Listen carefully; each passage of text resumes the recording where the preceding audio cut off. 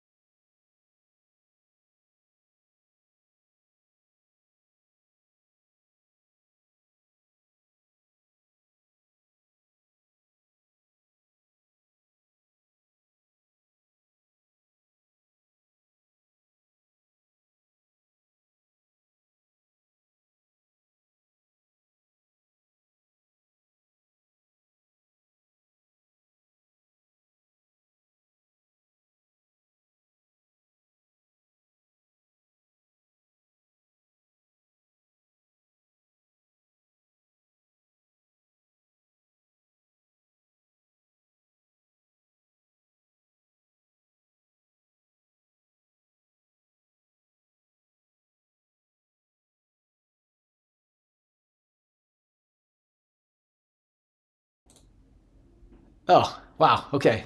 Hopefully that fixed it. I was pushing buttons. Thank you, Michael, for letting me know that there was a problem with sound.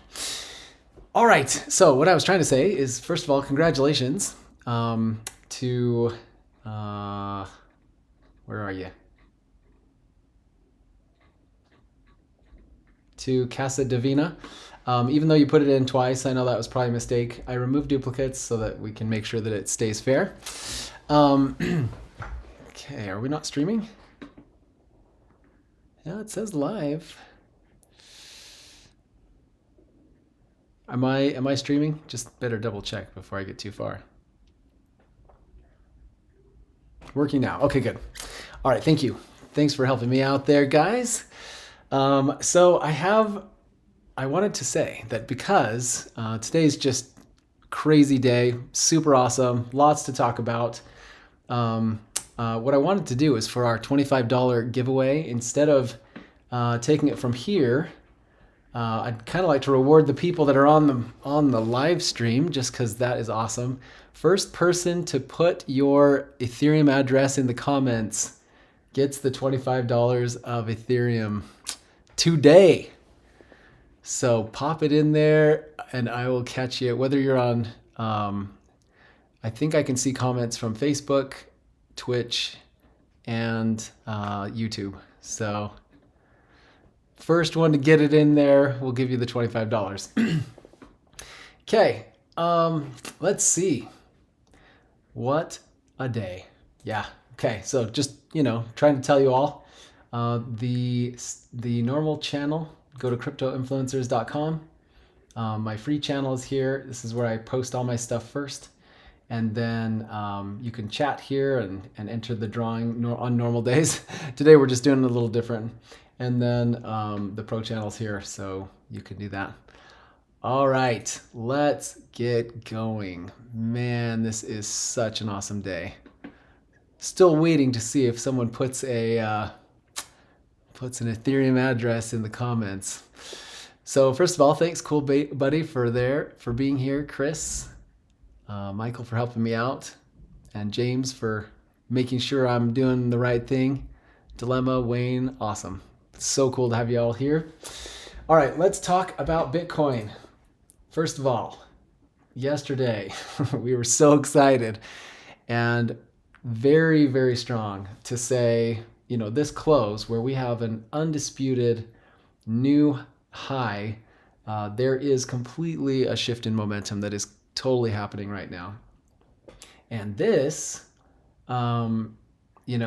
depending on who's watching and who's paying attention, if they know the change of momentum is happening, people are ready to go long.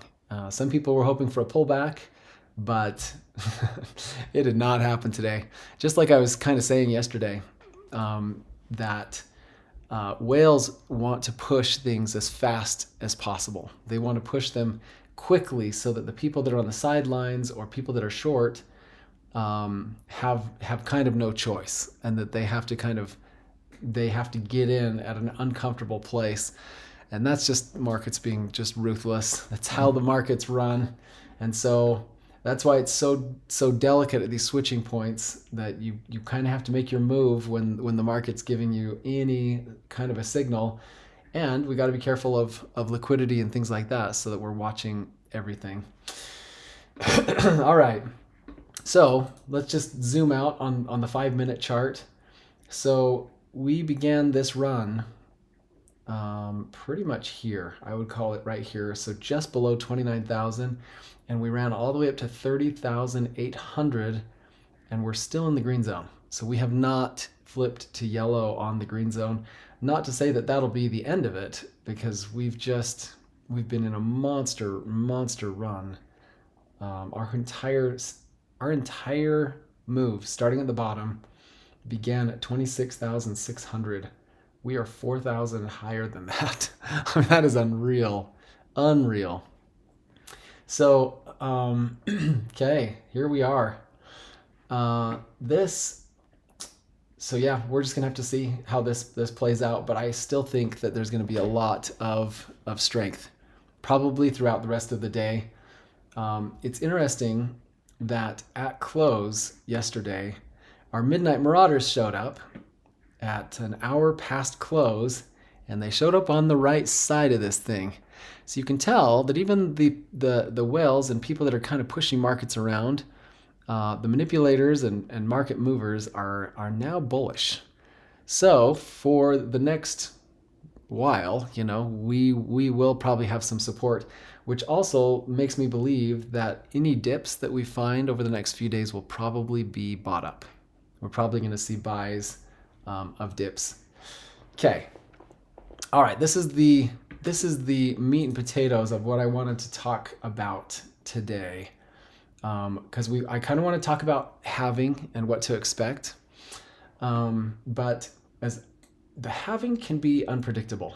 And yesterday I was trying to lay out a case that the miners are they have a little bit less impact on price than they used to. Price used to soar because we had so much selling pressure. And then when that selling pressure was forced to drop in half, then the buying pressure that was equal to the selling pressure continued. So we still have 100% buying pressure that was matching our 100% selling pressure. And then the selling pressure dropped it to only 50%. So we had 100% buying pressure and then only 50% selling pressure. And the buying pressure outperformed the sellers, and prices launch. Well, when the selling pressure and the buying pressure are relatively matched, it becomes there are other forces that are going to push Bitcoin price around. All right, Manzanarota says, that descending wedge we just broke out of could be the cup and handle if you consider a cup where the inverted head and shoulders is. Potentially, yeah. If we look at this entire experience as a cup, this could easily be a handle. So this week is not closed yet, but you can kind of see that we wasted no time. So we went down for 8 weeks, 10 weeks, and in a single week, in fact, in 2 days, we recovered the entire thing. This is why we got to be super, super careful when we want to be careful when we're on the wrong side of the trade. But so anyway, what I was trying to say is that there are the miners used to have a lot more sway over the market because they were the major sellers, and now it's really in the hands of, the bulk of the Bitcoin that will exist ever are already out. Namik gets it done. All right, thank you for that. We're gonna go ahead and give you the on Facebook, no less. Okay, we got our winner of $25 of Ethereum. Namik, I'll give it to you after the stream. Okay, cool. All right, so yeah, so the price is going to be based a lot more on interest, fundamentals, adoption, a lot of other things. That's not to say that we won't have prolonged bear markets, but there are so many people. It is almost a given that that there's just this global expectation that the halving is what starts the bull market. And now that we have BlackRock in, now that we have some of these others that are really interested, we cannot expect prices to behave like they normally have. So if we start seeing a real strong move above all-time highs, and if that happens before the halving, we're going to want to be very careful, very, very careful. So how do we read this? Like, how do we know? We know just exactly the same way that we've known all along. So let me just go back and show you what we have done in the past leading up to the other halvings. So this was a period of oscillating sideways, and then we popped up and we found support on a place where we had had resistance before. And then this resistance became this support. This resistance became this support. This one flipped to here. This one was a little tricky because we dropped a little bit below, but once we hit new highs, we know that we're clear. And now we have a gap, which means that enthusiasm is getting heating up big time. And then here we did a perfect match between resistance and support. Perfect resistance to support here. There was a slight gap, but it wasn't too significant. And then we had this move where we were ready to support off of this, but then we had our first inclination that there was a bull trap happening because we fell off and put in a lower low. This is where our structure breaks apart. And whether this happens after the halving or before the halving, we're going to be extremely cautious around periods where our bullish structure falls apart.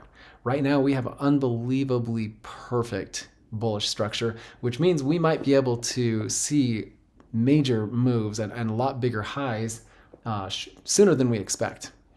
But when you see the structure fall apart, that's when we've got to be very careful. We got to be extremely cautious, and we have to be careful. So this eventually melted down into the bottom of 2018. And then this didn't give us much structure, but we're still watching, right? Because here's our resistance. Let me zoom in again. Here's our resistance. The wick was here. It had a perfect transition from this high to this support. And then we put in a failed second top.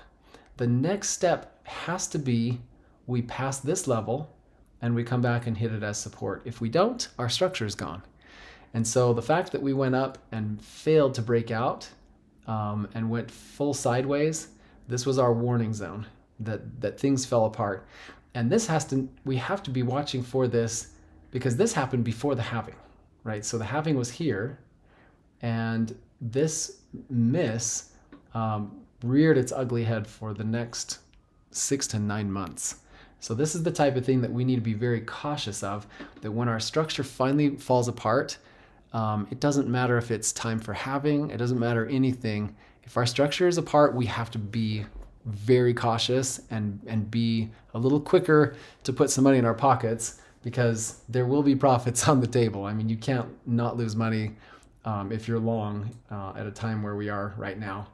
So then this was our breakout point. We'd finally worked through a whole bunch of things. We had an inverse head and shoulders here, And then we finally retested our highs, flipped from resistance to support. So all of our structures back in, and then we just went straight up.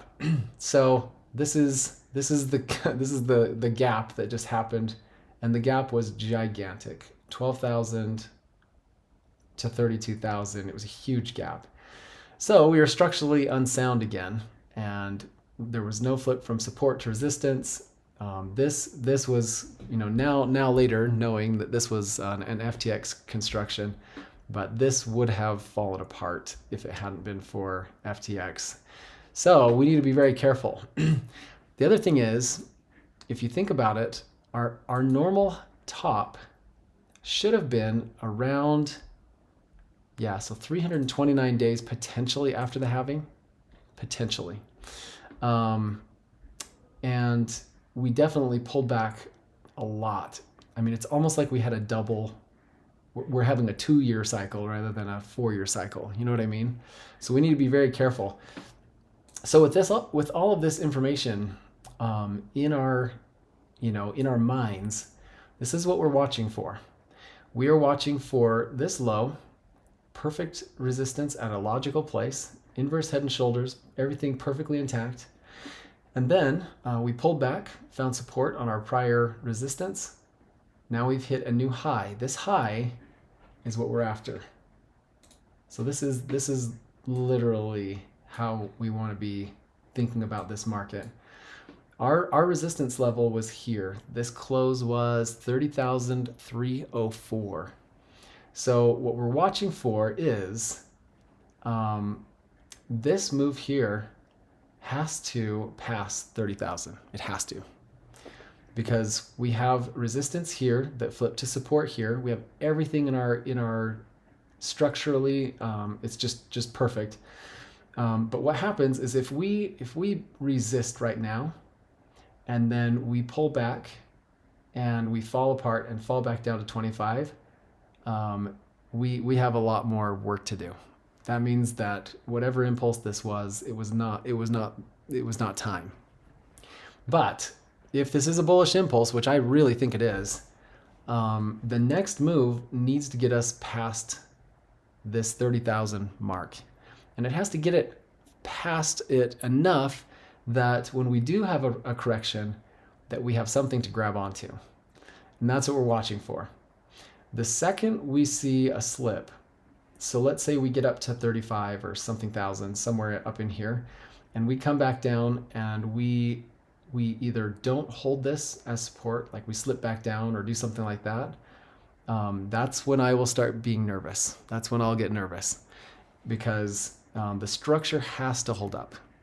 And it's going to matter less and less about, I'm just going to be less and less concerned about halvings and timing as I am the structure, because we now have professional market manipulators entering the market.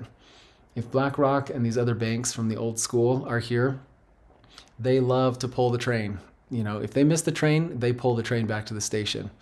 If something doesn't go their way, they will take their billions and billions and trillions and they will short the market and crush whatever they need to do to get the market to do what they want. So it's not going to be all fun and games.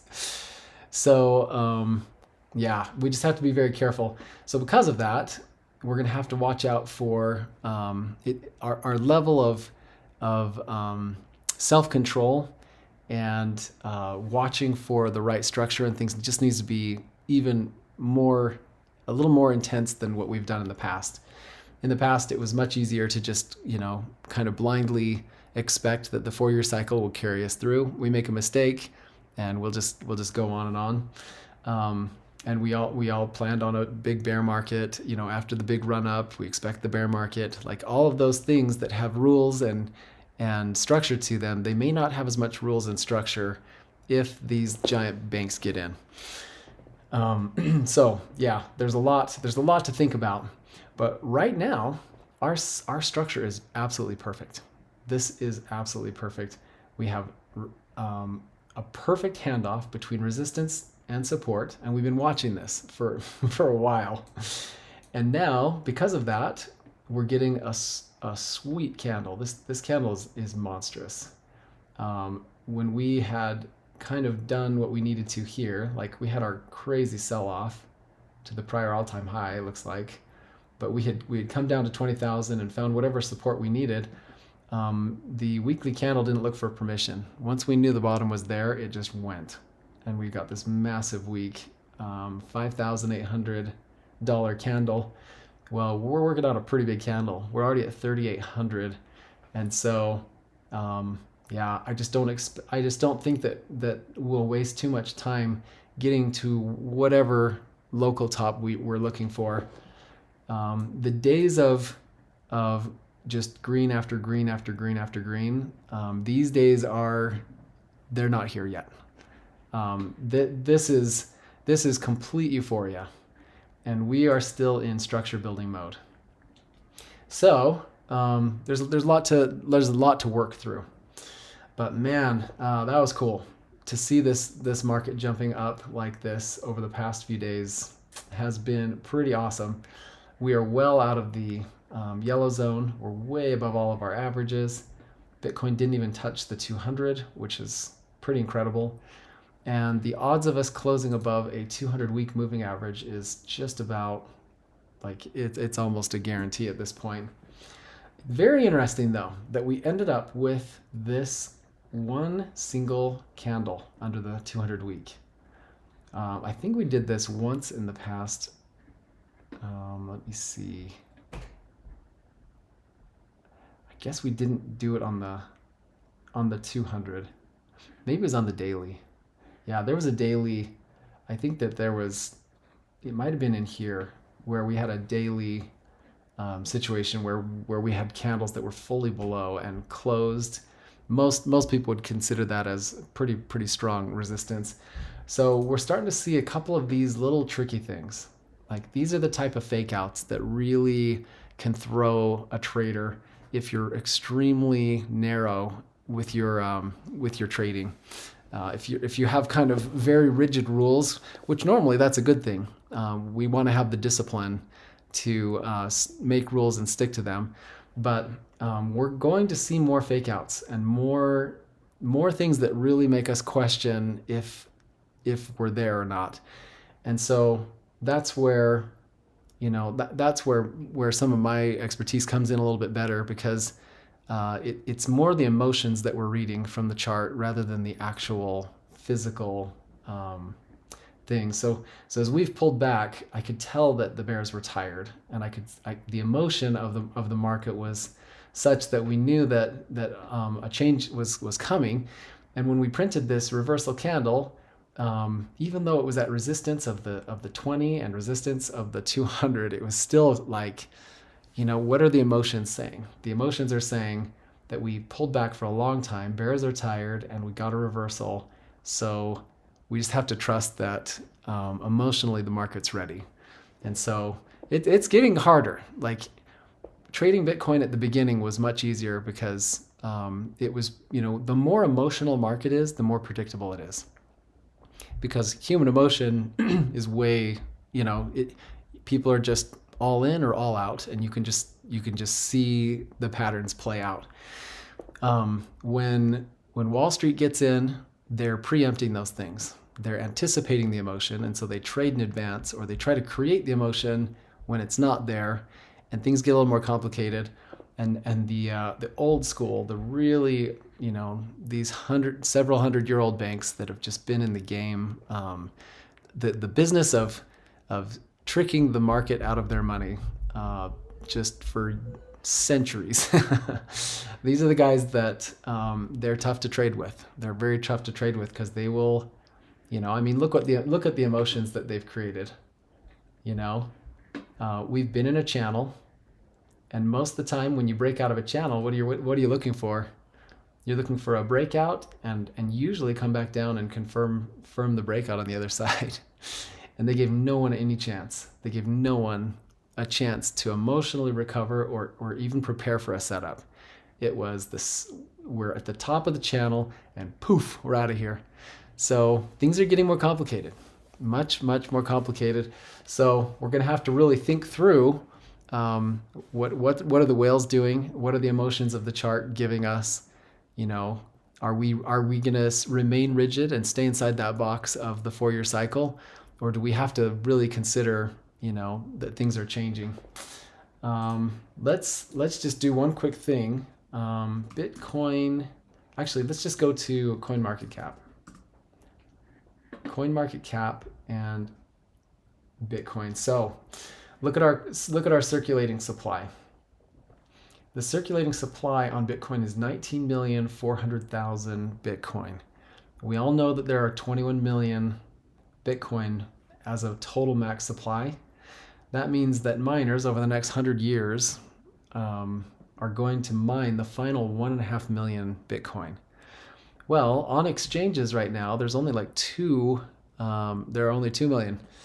Hello, Kemi Biting and Sisa Divina. Nice to see you guys showing up in chat. That's awesome. By the way, feel free to put a question in there or something. I'm just about done with the things that are on my mind. But yeah, so we have 1.6 million Bitcoin left to be mined, and honestly, those may or may not ever hit the open market. Miners are now raising money in other ways so that they can hold on to every single Bitcoin that they mine.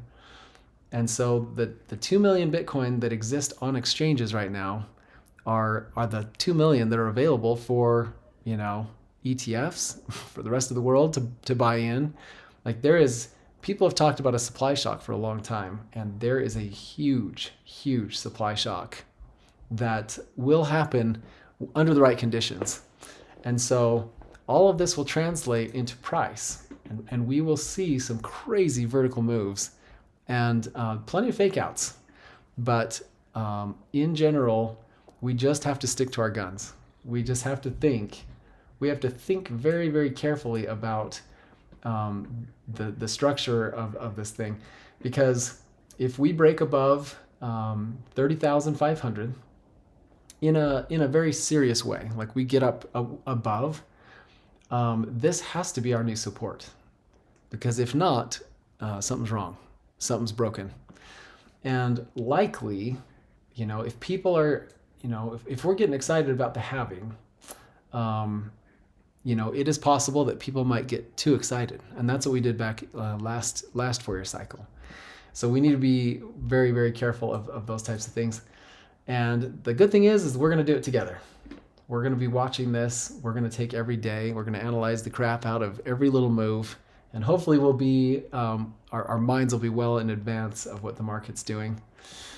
So, but yeah, very, very interesting. So the other thing that I'm looking at on the weekly is where is our most likely places of resistance. Normally, if you go up as fast as we've done in 2 days, the market probably would be a little tired. But pushing us up that hard, anyone that is on the sidelines or anyone that is short is still going to be exit liquidity. But we've run really hot.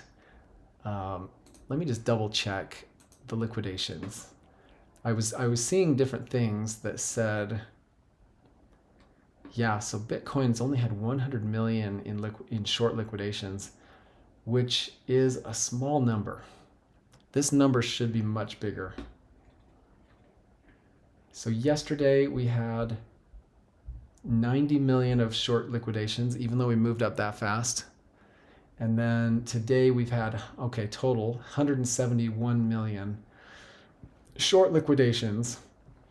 But I think the majority, and this is what I was reading from like reports on Glassnode and things, was that the majority of the buying pressure was actually spot buying. It was not short liquidations. And these numbers are pretty tame for how far we've moved. For us to completely reverse from bottom to top within a matter of 2 days, and that it really only generated 250 million of short liquidations, that's pretty hard to believe. That means there are shorts that are sweating, and there are probably some people that are, the short squeezes will probably start here. They'll probably happen at just above 31,000. Most people put their stop loss in just above, which is the danger zone. Like, people know this. Whales know this. So as far as today, we're at 30,127. I would not be surprised if tomorrow we push again. And whatever tomorrow's push does, it's going to cause those short liquidations to happen. That's when I think we'll start taking a little bit of a breather. So that's pretty much, yeah. Manson wrote us like, bring on the gasoline. Yeah, so I'm thinking tomorrow we'll see one more push. And, you know, I don't think we'll break anything by taking a rest. But on the weekly chart, a leg doesn't have to be straight up. Like, our leg doesn't just go like this and then we come back and find support. I mean, even though it kind of did here, it was kind of weird, but we can go up and down and up and down and up and down and up and down and get up to wherever the top of our next bull leg is. We don't have to do it all in 1 week. So don't be stressed that, okay, we're finding resistance at 30 or 31,000. Maybe we've broken something, because we haven't. It's gonna take time, and we want it to take time. The more time it takes, the better, in fact, because, you know, this long drawn out process of establishing support and resistance, when that happens over a long period of time, it allows for a continuation of the price. So we don't necessarily want to see the market just fully, you know, launch for 2 or 3 or 4 days in a row, just double the price, because we'll pay for that. You know, everything has to happen, you know, over time and in a measured way. So, but yeah, to be honest, there are whales looking for liquidity, and it is probably sitting right here, which means there's a high chance we have a wick up to the 100-week moving average. Very high chance. That number is 32,775. So we just might have something. And it might be an ugly day. It could be one of those really nasty, ugly top candles. But yeah, if you sit back and think about it, here's our low. Our high is obviously higher than our last swing highs. And so whatever pullback we get is going to be higher than this. So we are creating a bullish impulse for sure. This is the bullish leg we were looking for. And hopefully it'll last a little longer than 20 days, you know? Like, you know, these most recent moves happened really quick. So we'll have to see how that goes. Okay, well, that is just about it. Pretty awesome day though, really fun. If you guys have questions, go ahead and stick them in chat. There have been a couple of pretty incredible performing. Render is finally, it's still going. This one actually was pretty strong the entire time. FLM is nuts. I could not believe this thing. Holy mackerel, we hit 18.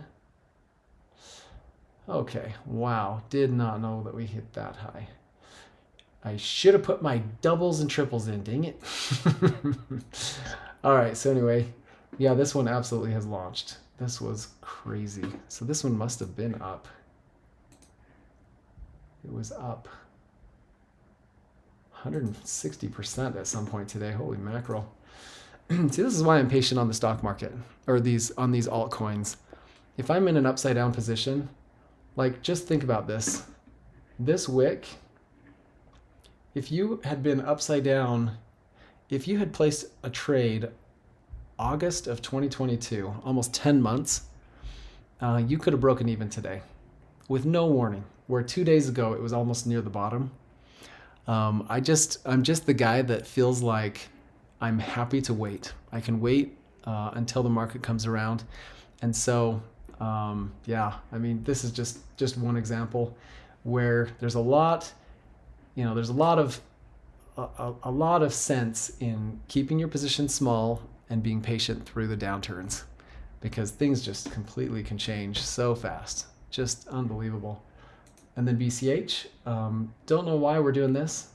It might be because all of the ETFs are interested, or at least that big exchange that a lot of those banks are doing, that BCH was on the list.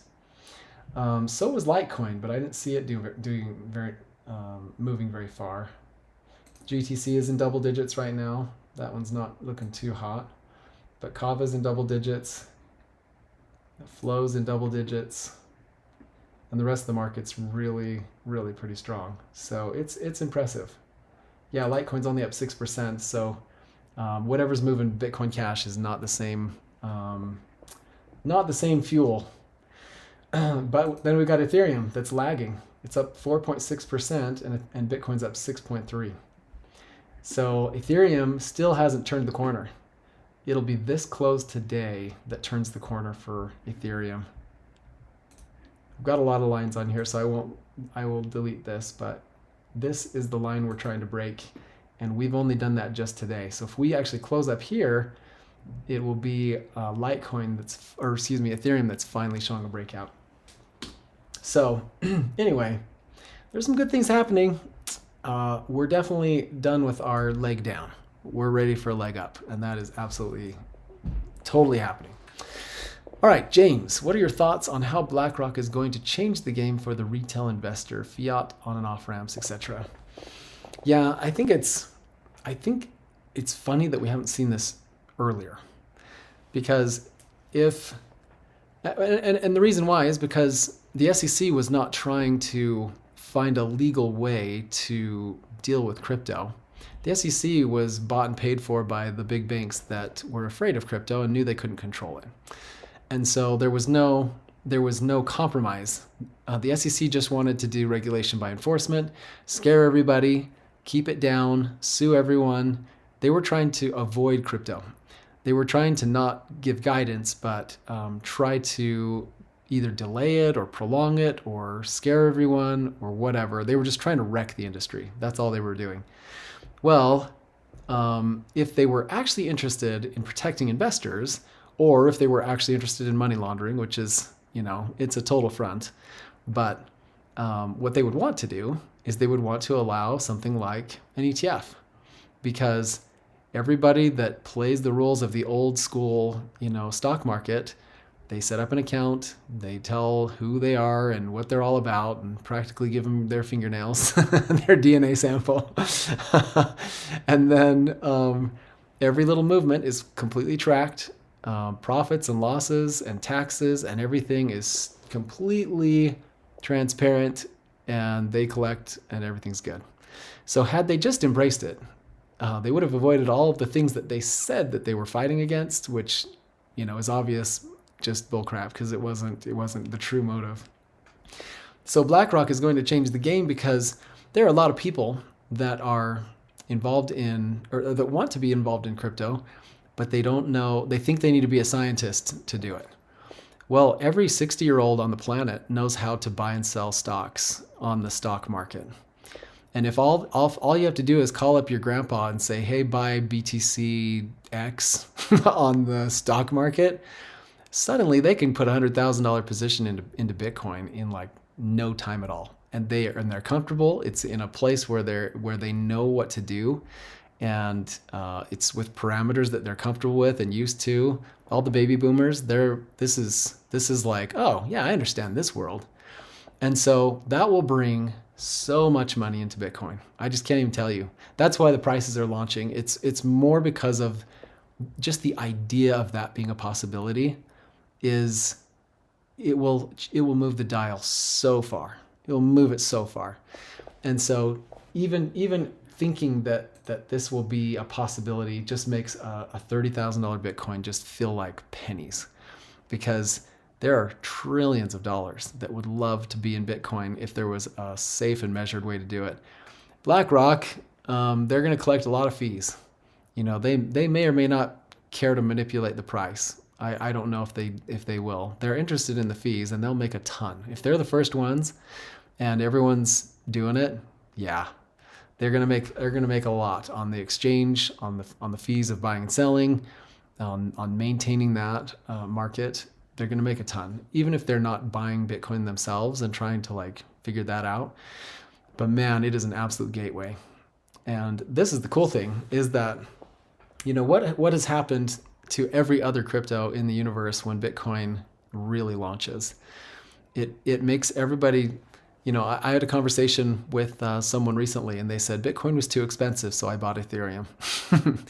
Well, if Bitcoin hits $100,000, maybe the Bitcoin ETF will fractionalize that down and be like, okay, a Bitcoin is worth $25, or $30 instead of 30,000. They'll fractionalize it so that it's palatable and people can think they bought a share or a couple of shares. But if people are too scared to buy a $30,000 item, or eventually it'll be a $200,000 item, it's like buying a Berkshire Hathaway, stock. People are intimidated by that, and they think, I'm going to go buy something cheaper. And that's why stock splits exist and all of that. So,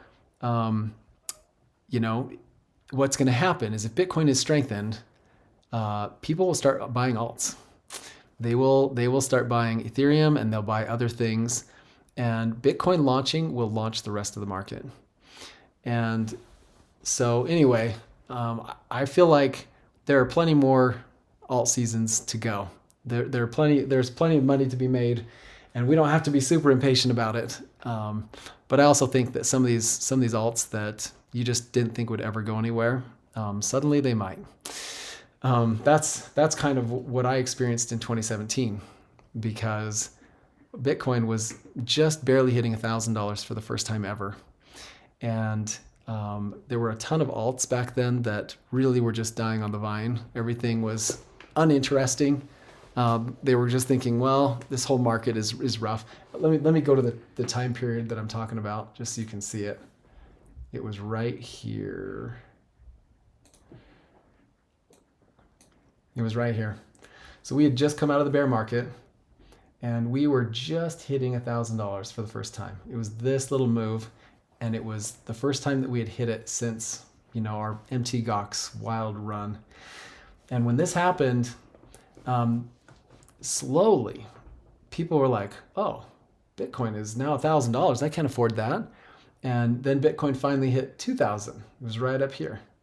And then 3,000. Was just like right here, and people were just like, oh my goodness, I can't believe this. And then the rest of the alt market just woke up. I remember coins that people thought were just toast, that would never ever trade ever again. Suddenly they were worth something, and things started moving, and people started getting interested because they felt like $1,000 Bitcoin, they'd missed the boat, that it was too expensive, and they were going to go look for something smaller that might do well someday.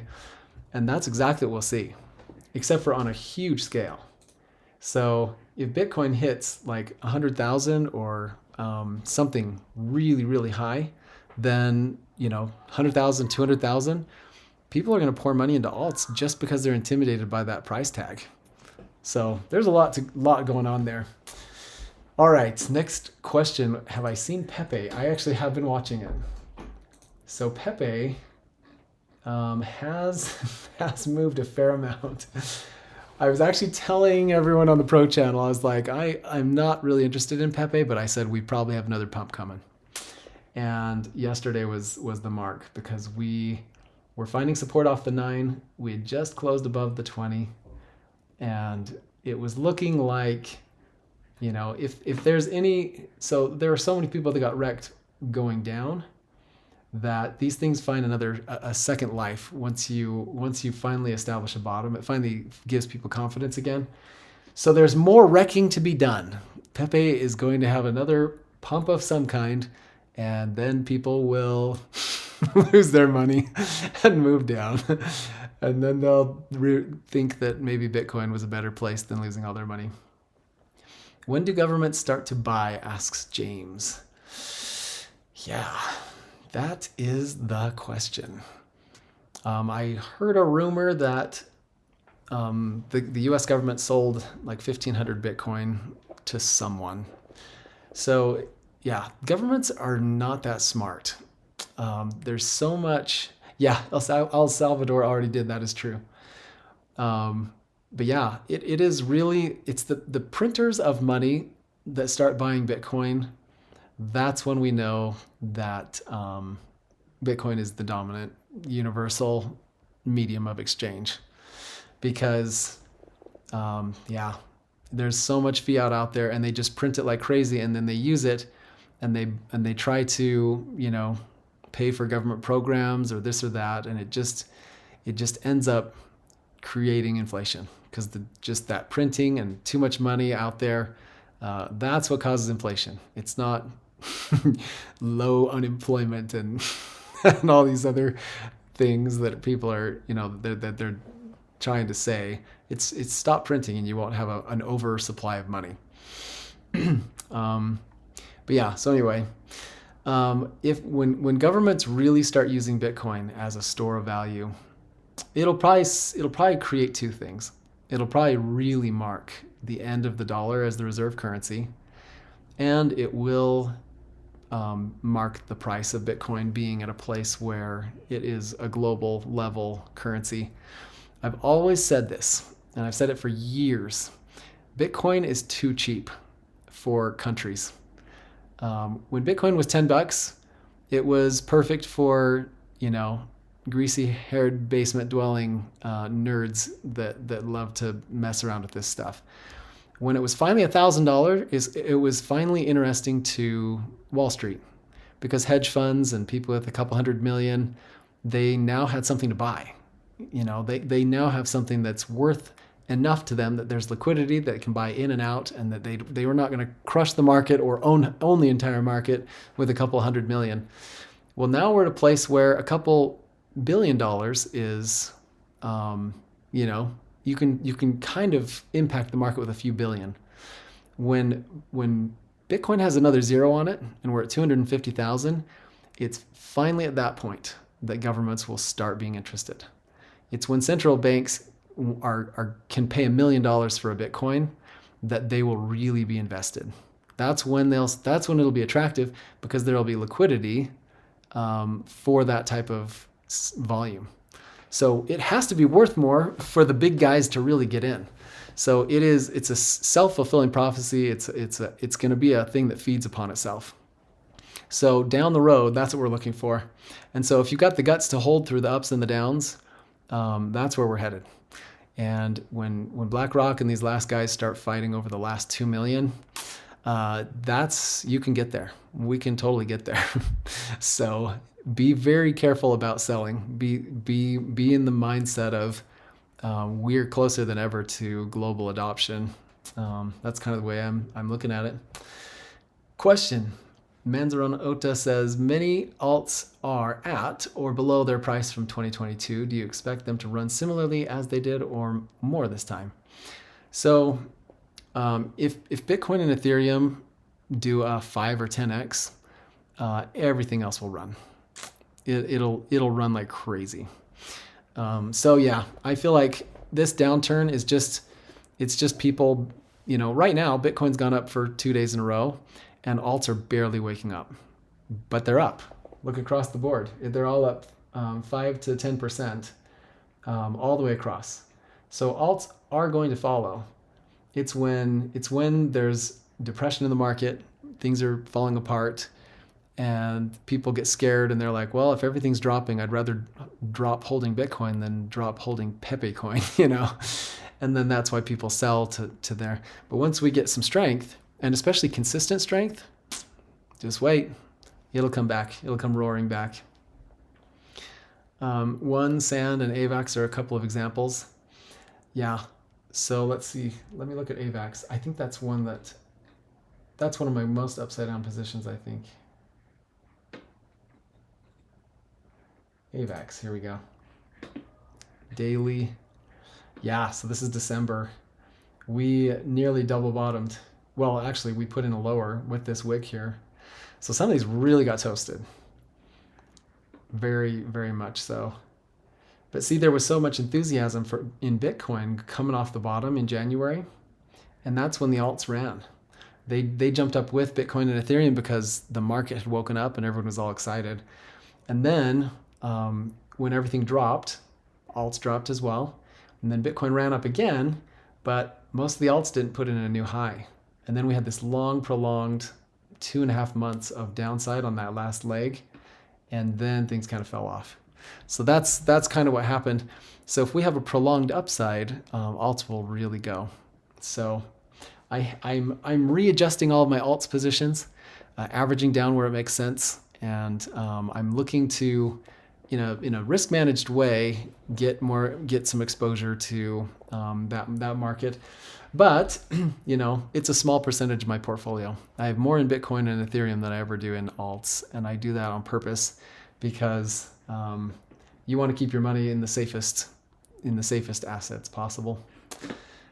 Okay, now we're doing pretty good. 50 minutes. I think we're probably about there. Man, it's so cool that you guys joined for the live stream today. Hopefully we can do this every week and have a roaring good conversation. But yeah, it is a fun day. Seeing Bitcoin at 30,000 when we were at 26 2 days ago is phenomenal. So I'm totally comfortable. Let us do our swings. Let us oscillate. Whatever we need to do, we're still in a bull leg. So I'm not looking at this like where can I exit so that I can make 50 cents on a 2% pullback. You know what I mean? I'm kind of looking for, okay, my long is now as safe as it can possibly be. How can I hang on to this for as long as humanly possible until things are, extremely overheated, and then that's when we can get nervous. But Namik, thanks for putting your Ethereum address in chat first. I will give you your $25 of Ethereum. And thanks everybody for being here. I appreciate you supporting me. It's a lot of fun. We will catch you tomorrow. Thanks for making it to the end of my video. Make sure you keep those trades small. Don't force a trade. Don't get impatient. And if you want to see how all this works, please come over and check me out on the subscription channel at cryptoinfluencers.com. Again, the link is in the description.